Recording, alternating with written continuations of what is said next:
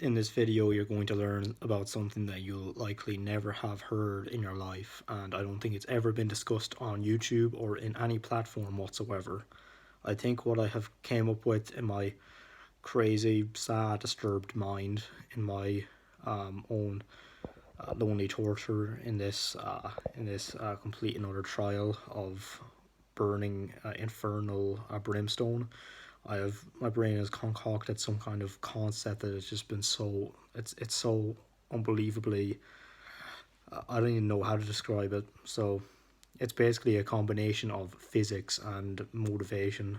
Like I use physics sometimes to describe how human behavior would interact with itself. So, like, for example, Isaac Newton's first law, I think, is a force remains at rest or moving in a straight line with uniform velocity unless acted on by an external force.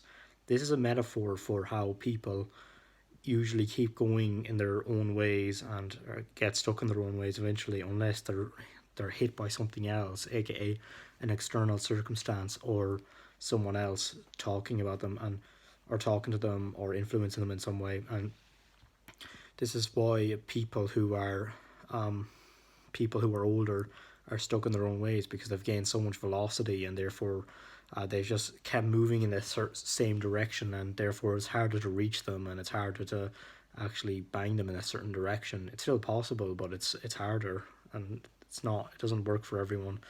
And so uh, this kind of framework underlies human behavior. Like if a human is stuck where they are, then and if you don't actually influence them, aka hit them with an external force, they're going to stay exactly where they are, because that's just how human behavior is. We are like forces. We do not move on our own. We can only act dependent on something else that happens to us. So it's basically a facet of causality. It's that like every action has an equal and opposite reaction. That's the third law of Newton's law. And then the second law is what is it?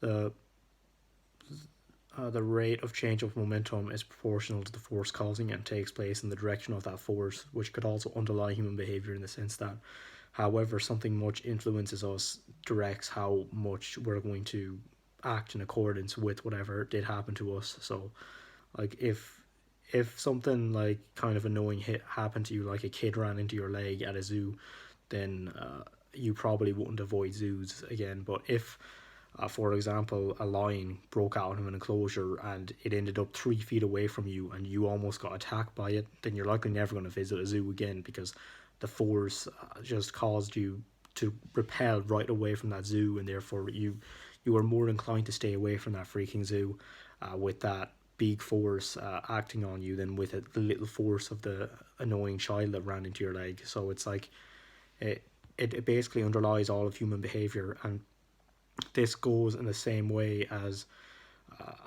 how we can develop as humans. So, you know how we just sort of naturally develop over the years. Now, some people don't develop in good ways, some people develop in bad ways, but what matters is just the progress. So, we generally make progress on our development, and let's say where we are in life is it's the displacement. Now, displacement is distance in a certain direction. So you could have like 3 kilometers north, or 4 kilometers east, or 10 kilometers south, or 1 kilometer west, or something like that.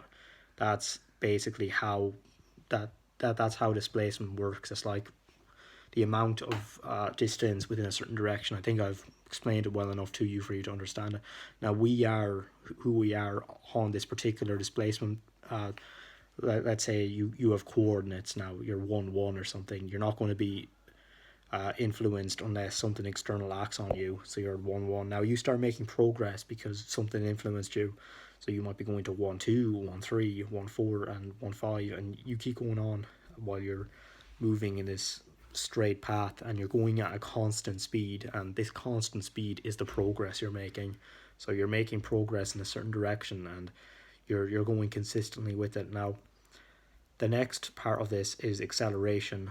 Now, I haven't explained what speed is yet, so I'm not going to go into acceleration yet, but Speed is basically the distance you travel from one point to another within a certain amount of time. So let's say you you go to the gym, you start off skinny, and then 3 years later you're buff. That means that you spent 3 years going from skinny to buff. Now the speed at which you got that transformation would be the transformation divided by the amount of time taken. So you went from skinny to buff in about 3 years. That means that you went from skinny to slightly less skinny in 1 year, and then slightly less skinny to kind of buff in the next year, and then kind of buff to just buff in the third year. That's what speed would be. It's like going, it's like whatever the division is by the time frame. So like per year you get a bit more buff. That's kind of what the speed would be, but it's just, so imagine that then what you'd be after like 10 years. You'd probably be mega buff by then because you're moving at this straight consistent speed. This is progress. Progress is just the speed of how fast you get from point A to point B within a development within yourself. Like it could be either psychological, you could get better at articulating yourself, better socially, you could get better in better looking in terms of your physique or something like that. Now I'm going to go into something a bit deeper than this, which is the acceleration. Now this is the change at which your speed occurs.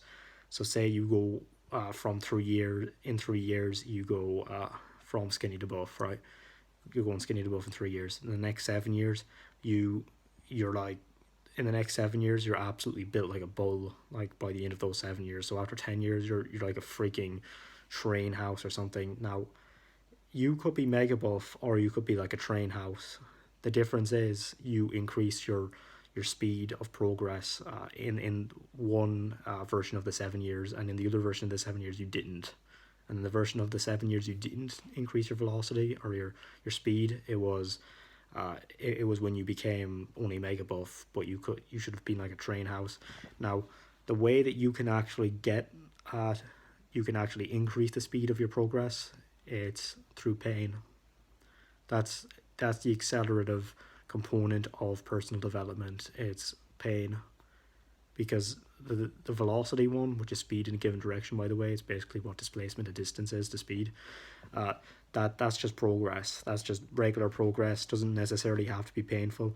You could take a walk every day and get slightly better mental health. That is speed. That is progress. But if you want to get buff in the gym, you have to increase the rate at which that progress occurs. And possibly I didn't choose the best example because I was using speed as an allegory for getting from skinny to buff. But really, from getting skinny to buff within 3 years, you need sorry, kind of looks disgusting.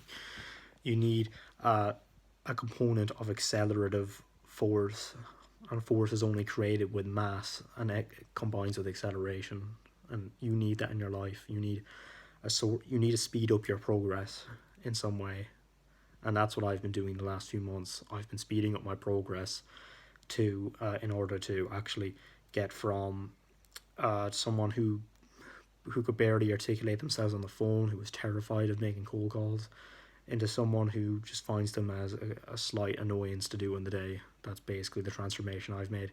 Now I could not have done that without the speed and the acceleration. I could not have done that without agonizing pain that I could not handle.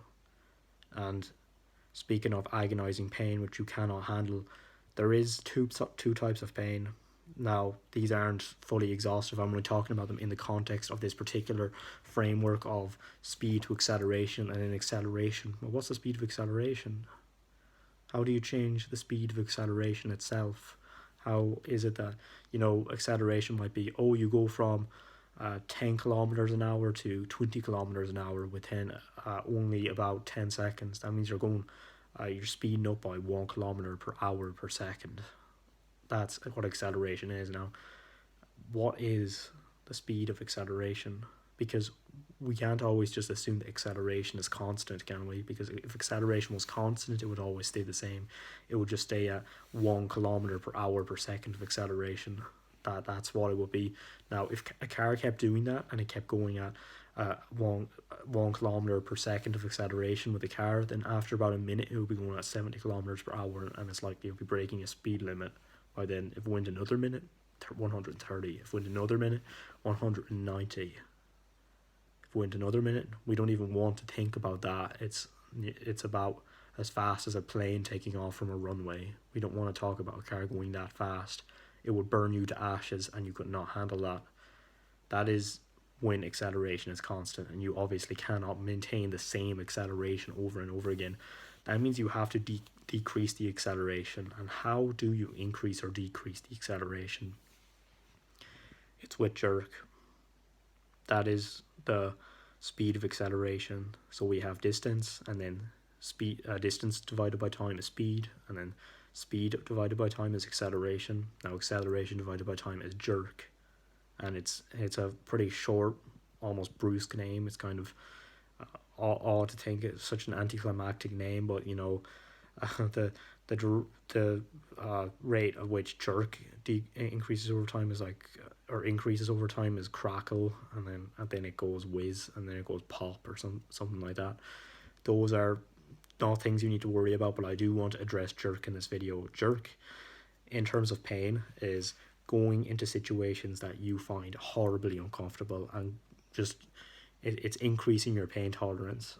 That's what it is. Because if you think of pain as the speed at which you grow, and then growth the speed at which you develop, then what is you can only really, you have to quantify something for the speed at which your pain grows, don't you? The speed at which you can handle that pain, which you have the capacity to handle it. And that's what I've been utilizing throughout the entire summer. And I only realized it today when I thought my arms were going to freaking explode when I was doing my workout outside. I'm not going to show you the back garden, even though I kind of want to. Privacy reasons, you might figure out where I live. But basically, I realized, you know, I'm pushing myself so much more than I used to. Like, I'm putting myself through so much more pain. It's like my brain has increased its ability to adapt to the pain, which means my brain is jerking. Like, I am not just moving from point A to point B. I am not just going through pain to get there. I am increasing the amount of pain that I can to go faster and faster and faster, and increase the rate at which I go faster. That is it verbatim. Increase the rate at which I go faster.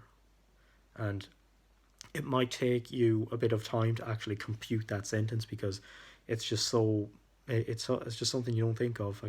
Like, I didn't even realize it was a thing until I was in a maths lecture last year, and the lecturer came to us and said, well, what's the derivative of acceleration? And by the way, derivative is the rate at which that it increases or decreases divided by the time.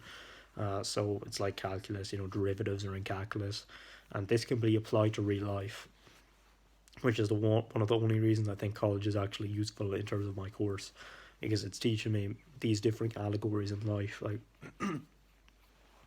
another thing was one of Kirchhoff's laws. It said that the sum of all of the circuits or electrical charges on the entering a junction is equal to the sum of all of the electrical charges leaving a junction. That can be applied to real life as well, because it means that you only get out of life what you put into it. So if you want to have just an amazing life and you feel great all the time, then you have to have some sort of opposite output to actually produce that. So it literally just has to be the agony of doing work every day, the terror of cold calling at first, and I don't find it terrifying anymore. I don't even find it painful. I think it's more of just me thinking, like, I haven't booked any meetings in many days, and this is just getting concerning, because like on my first day of cold calling my niche, I booked 4 meetings, and I haven't booked 4 meetings once since, and it's just been on a steady decline. I don't know if I've just gotten more confident or cocky or whatever, but what I do know is I'm not opposed to facing the truth. And the truth is, a couple of weeks ago I could not have handled making 100 cold calls and not booking a single meeting, yet that's what I seem to be doing every day. And it means my pain tolerance is increased, and I want to keep that jerk up. I want to, please don't quote me on that, I want to keep up the difference in pain tolerance divided by the time taken for that pain tolerance to increase. Actually, no. That means we're going a level deeper. That's the crackle. What is the rate at which your pain tolerance increases? Because pain itself is the accelerative of the I don't know. this video is probably very hard to follow you if you haven't studied maths extensively, but um,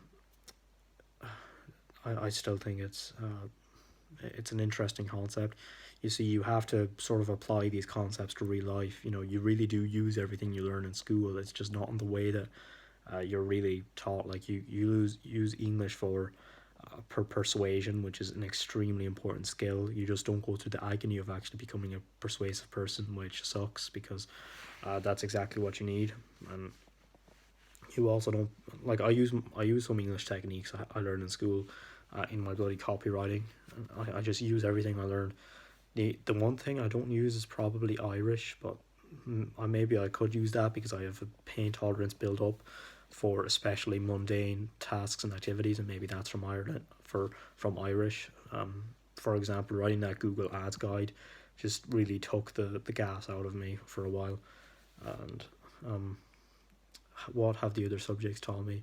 Construction studies, that it takes I don't know, you need to prepare for that one particular day in which you have a 4 hour project. Maybe that's something to take away from construction, or build something great and try not to rely on others to help you with it, because my construction teacher kind of it seemed like he came around when he felt like it, and he spent more time chatting with the others, to be honest. But it kind of just showed me that, you know, nobody is really coming to save you and nobody is coming to help you. You need to be the one to do it yourself, because you're the only one who can truly care about yourself to the very end. Phys chem, again, physics has helped me. I'm sure chemistry could help me as well. Alkaline and acids and bases, for example, if you have too much of one feeling in the room, it's best to neutralize it with another. I don't know. There's a ton of these things, just tons and tons of them. Biology, you might as well use whatever works best, compare them against the others, and whichever one does best is the one that survives in accordance with whatever situation has deemed it to be the best possible thing to use. But that's basically organisms and natural selection. I'm not going to drag this video out too long, but basically you can take these concepts like I took from physics in this video, and you can apply them to real life, and you can just make a lot of different stories and allegories with them, and a lot of the things that you know are probably a lot more useful than you think. So think about that a bit more. You know, you don't really know where people get these weird metaphors from, like a bird needs wings to fly away or something. Well, it does, so you might as well get your wings as well.